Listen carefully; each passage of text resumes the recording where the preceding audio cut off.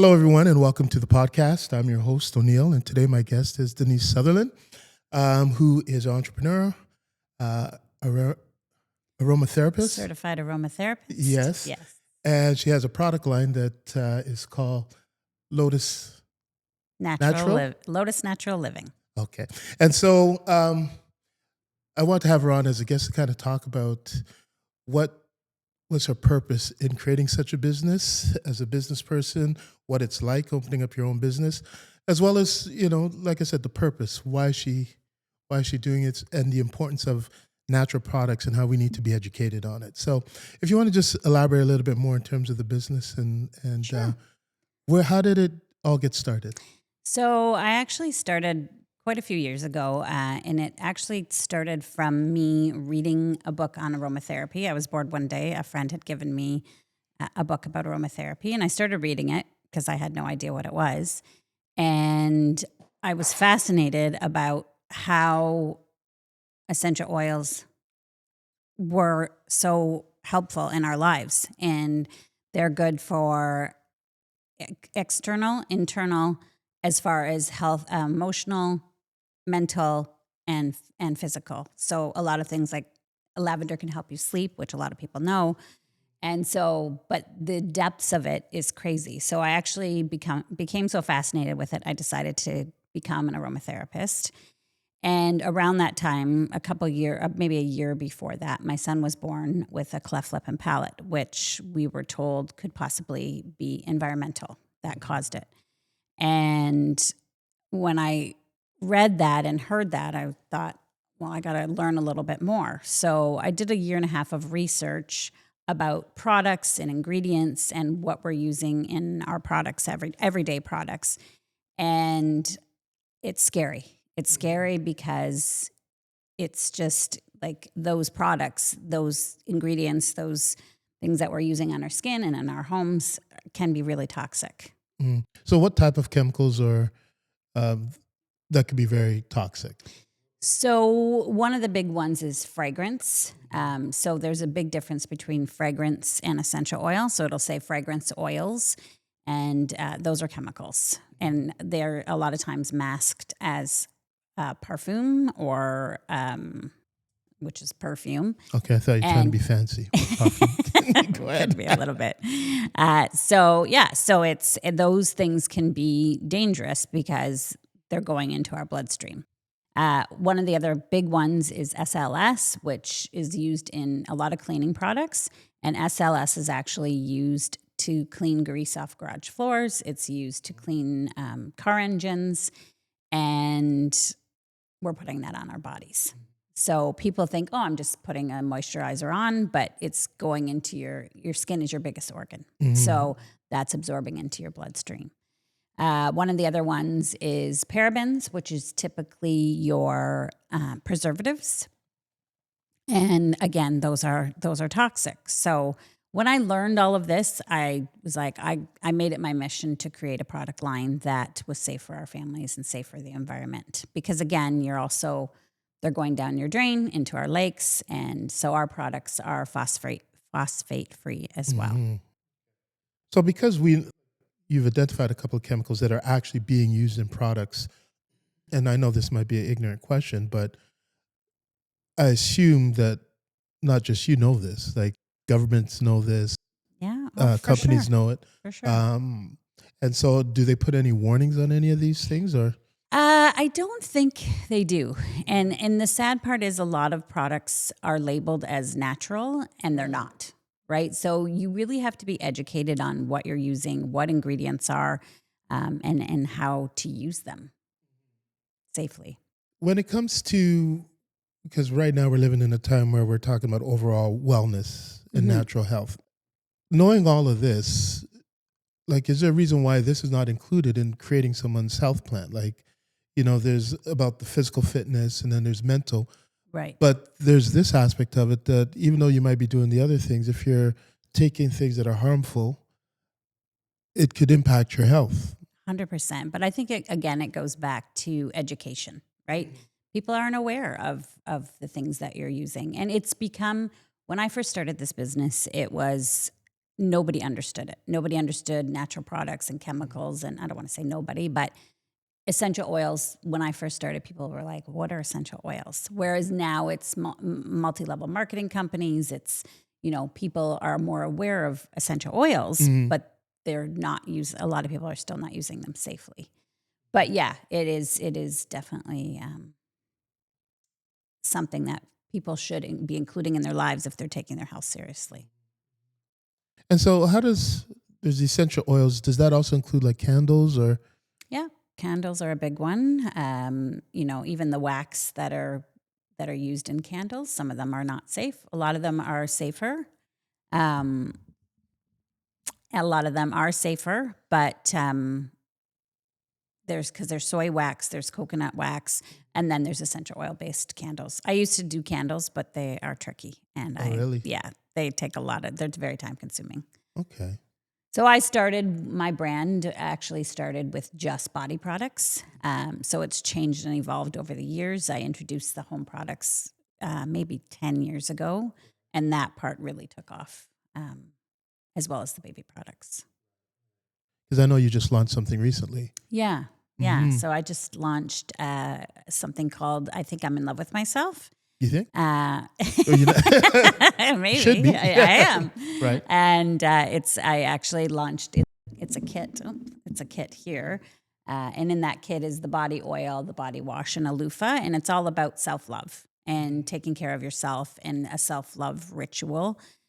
So spending more time taking care of you, because we all forget to do that because we're all so busy. So yeah, I just launched that in December and it's been fantastic.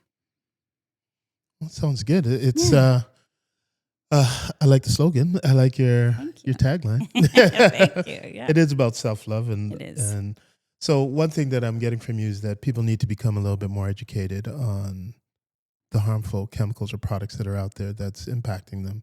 Of And course. my hope is that people do become a little bit more educated on it, and maybe there is a bigger intervention in terms of talking about these things, or at least putting warnings on some of these products that are definitely harmful For sure. for people. Yeah. Yeah.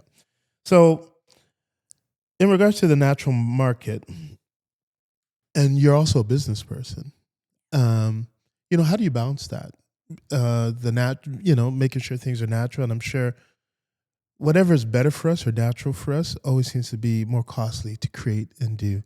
And so, how do you, as a business person, manage that, as well as still try to achieve the traditional type of benchmarks and success of a business? I think it balances. There's a balance between the two. I think if people trust and love you and love your products, I think that they understand it better, and it's important to me. It's always been important to me to make the products all natural. It's always easy to be steered away from that because there's so many fantastic scents that come from not being natural. But again, my purpose around the business was to have products be safe. So I think if people trust and believe in your business and believe in what you're doing, I think the benchmark of success is that they trust you and that they continue to purchase your products and that the business profits are there. So I think it's a balance of both. Right. And in regards to the community, because I'm assuming that there's a faithful clientele that you're working with.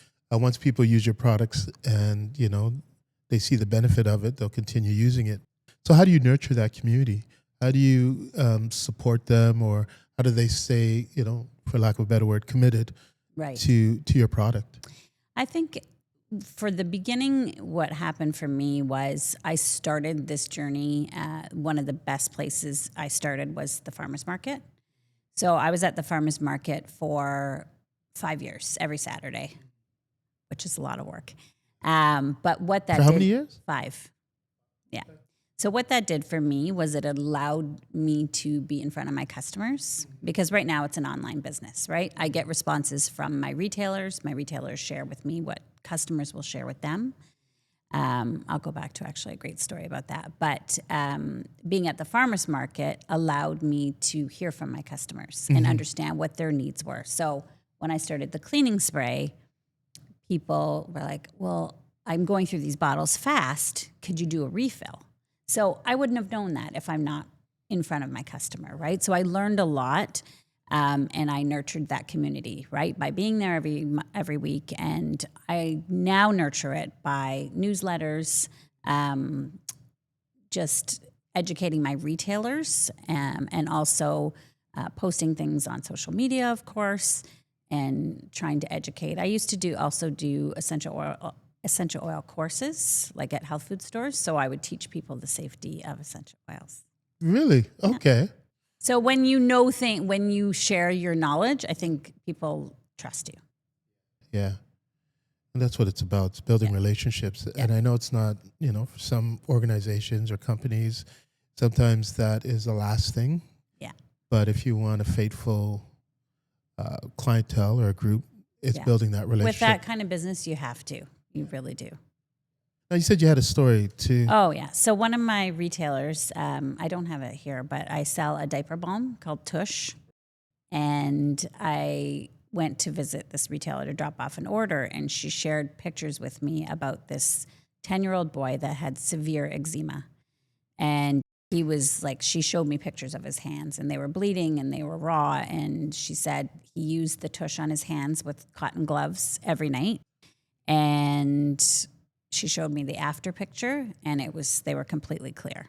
So for me, that's what makes me continue doing what I do, and I love it. Wow. So I'm sure you must hear a lot of stories like that. I from do. People that, Like cancer patients using the Tush on because from chemo their skin gets raw and painful. So I've heard some stories about that too. So it's nice. It's nice to hear those stories. you used to, or you still do teach some of these courses? I haven't in a while, but I do want to again for sure. Mm-hmm. Okay. So this is the natural, I don't know what you want to call it, the natural market or the natural space right now is growing. Definitely. And so there are people getting involved in that community. They may have good intentions, or it could just be about profit, whatever the case is. Right. They're still getting involved in the community. What's your take on that? Do you find that there's a lot of people getting involved, not as serious about what they're putting out there and how that may impact you? For sure. Yeah, for sure. I feel like, especially with AI, I feel like people just go, oh, how do I make a natural cream? And are taking it verbatim, right? Like, okay. And then, but not being educated about what those ingredients actually are. AI. This is great because in a lot of the conversations that I've had, that has come up a lot. So even in this market, it's good to be aware of how it's impacting. Yeah. And I think it's impactful in a good way and possibly a negative way. In the negative way, like I just said, people think that, oh, I'll just look it up and do. I mean, Google did the same thing, right? How do I make a cream? And I'm not saying you can't do it, but you have to really be educated about it, right? Right. And do your research and understand it. But AI can also be beneficial. Like AI helped me with launching that I think I'm in love with myself brand, right? So I think it's beneficial. So I guess with anything, there's a pro and con. And with AI, it's interesting. Like it's created to help us be more efficient in our work and provide knowledge from whatever it's inputted into it. It'll output it. Well, and I think it's not going away. I had this conversation with somebody the other day. You have to embrace it because it's like the internet when it first came out. It's not going anywhere. So you either got to flow with it or you got to be left behind, right? Wow. The internet at one time, that was so... Right. Wow. So now that you're in the market and you have your business, as a proprietor, what do you wish someone would have told you before you got into the business? And whether or not it would deter you from, having your own business or deter you from this particular business, is there anything that you wish someone would have told you ahead of time? Yes.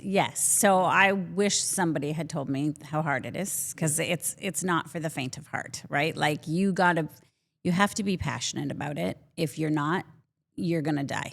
You're going to drown. You're going to give up because it's not easy. You start something and you're expecting, okay, it's going to take off right away. And that's not always the case. Some people get lucky. I mean, I've been doing this for over 20 years. So there's ebbs and flows over time, and you have to be able to ride with those waves. I mean, I come from an entrepreneurial family. My dad was an entrepreneur. My sister's an entrepreneur, and my brother's an entrepreneur. So it's in our blood. Yeah, Okay. I know.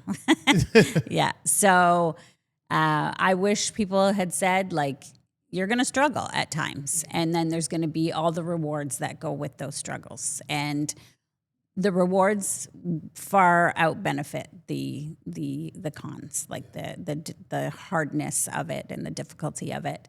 I mean, I have a passion for it even after all these years. I love it.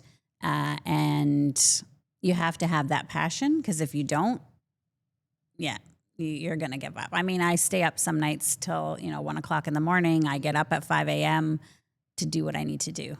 So. And so, But yes, I would never give up. I love it. Okay, that's good. Well, and once again, this goes back to your passion for it, or your purpose, and the reason why you started it. 100%. Yeah. So, where do you see this whole industry heading in the next 5 to 10 years? We touched a little bit about AI and how that's impacting it, both positive and negative. Yeah. A market where there's more and more people getting involved in it. Where do you see it heading in the next 5, 10 years? I think we're in a really good time for it, because I feel like people are now way more educated, like I said, than when I first started. And so there's going to be a bigger need for it, right? So I see it as a really good time for the natural product market.